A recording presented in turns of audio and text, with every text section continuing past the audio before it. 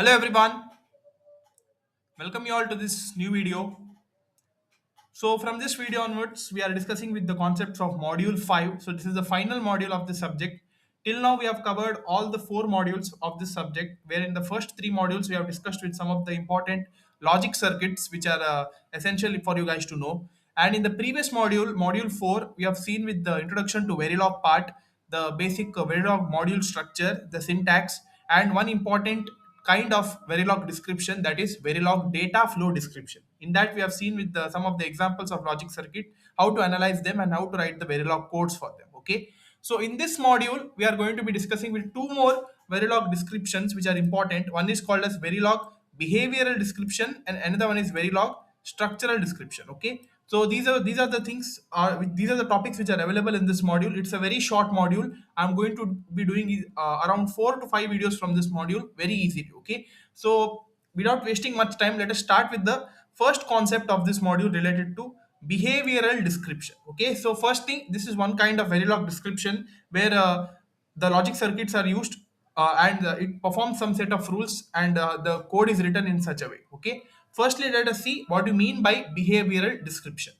The behavioral description is a powerful tool which is used to describe the system for which the digital logic structures are not known or hard to generate. Okay, so it is a powerful tool which is used to describe the systems which are for which the digital structures, that is some complex structures would be there in the digitally, right? For example, if you take the subtractors and all full subtractors, for them and all, we know that the logic diagrams and the logic structures are a bit complex, right? If you take one example of universal shift registers from module 3 which we have discussed, that is also one complex structure. So in order to represent those complex digital circuits, this Verilog description would be very useful. Okay. So examples of such systems are complex arithmetic units, computer control units, and some biological mechanisms. Okay, so these are some of the other examples which comes under this behavioral description. Okay, so if you compare it with the data flow description, in data flow modeling, a system was described by using the logic equations, right? So these were the operations which we were used to be doing in the data flow model.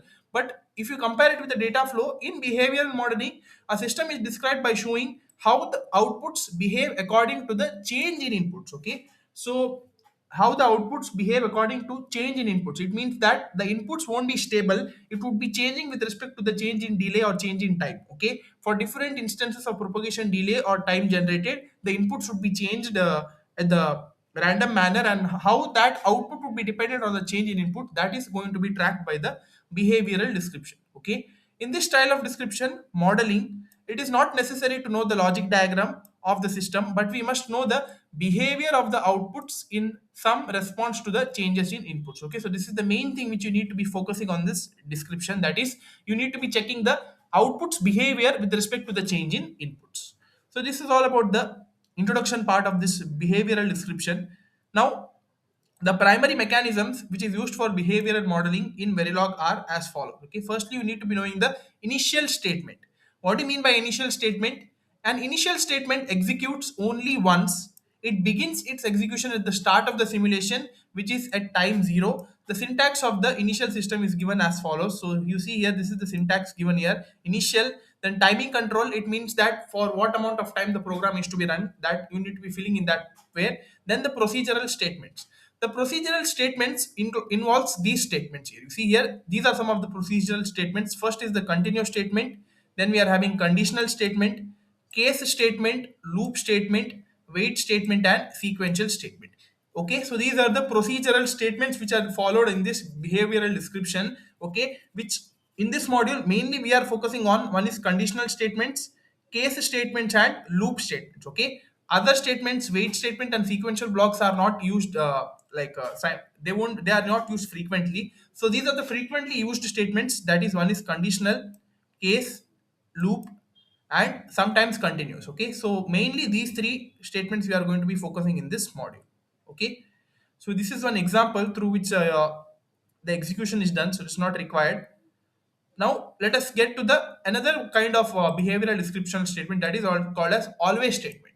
Here what happens, you see here, so just like the initial statement, an always statement also begins the execution at time zero, but in contrast to the initial statement, an always statement executes repeatedly. Okay, so if you compare it with the initial statement would be operating in a fixed amount of time, whereas if you use this always statement, this would be the continuous process. It would be repeating its procedure until you get the output, and for the particular time limit or the particular range of time, it would be continuously repeating its procedure. Okay, so the syntax for this always statement is given here: always, then timing control, whatever the time through which the complete code needs to be running, that you need to be giving along with all the procedural statements. Okay, so you see here, this is one statement example is given: always clock is equal to negation of clock. So this statement means that the clock would be in always in the toggle state until the complete program is run. Okay, so this is that condition through which the toggle state is defined, and this is the statement given: clock is equal to negation of clock. Okay, it will loop indefinitely.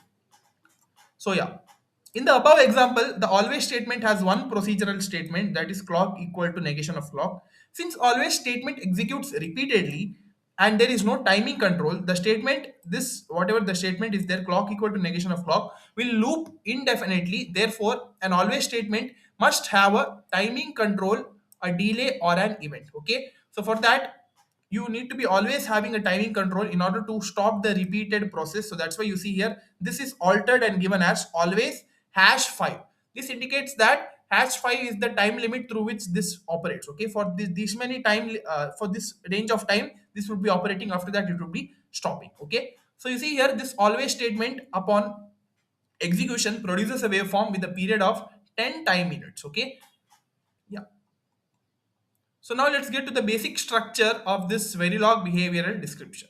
So with respect to one half adder, they have given the basic structure, how they have defined the half adder using Verilog behavioral description. Let us see that now. First thing is, it remains the same. First thing, you need to be writing module, the name of the module, then all the port values which are as necessary for the representation of the half adder. That is, it requires two inputs and two outputs, right? Two inputs are a, b, outputs are sum and carry.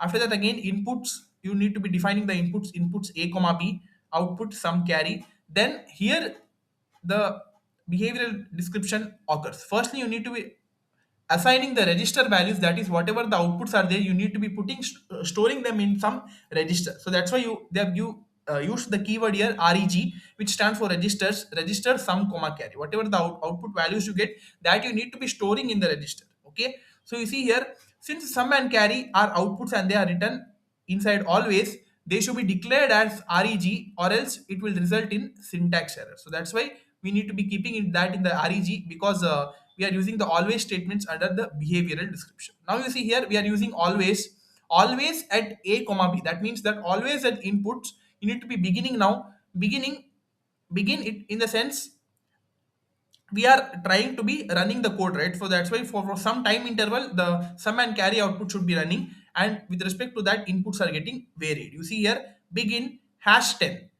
sum a XOR b, then again next line hash 10, carry a and b. Okay, so these are the logic statements required to represent the output, and this is the relationship between output and input through which it is given through a behavioral description. Okay, after that, it would be running for some time interval hash 10. Okay, so that's why it is given always inside always statement. Then after that, you have begun the statement, and after this time interval is done, you need to be ending it, so that the complete Verilog code would be executed. Okay, then end it, and finally you give the end module.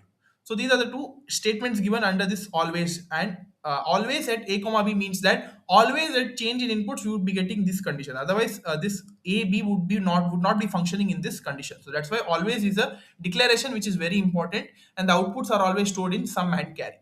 So this is one simple example through which an half adder is represented using Verilog behavioral description. Okay, hope this is clear. So you see here, in the above example, the name of the module is half add. It has two inputs a and b and two outputs sum and carry. Any signal declared as output should be declared as register reg. I have told you. Therefore, sum and carry are declared as registers. Okay. So with this example, hope this is clear. The concept of Verilog behavioral description. So that's all for this video, guys. From the next video onwards, we are going to be seeing with the Verilog sequential statements and loop statements in the upcoming videos. Okay. So please do watch all of our videos of previous modules. Those are very important from the exam point of view. Like this video, subscribe to our channel. Okay, so we'll see you in the next video. Thank you.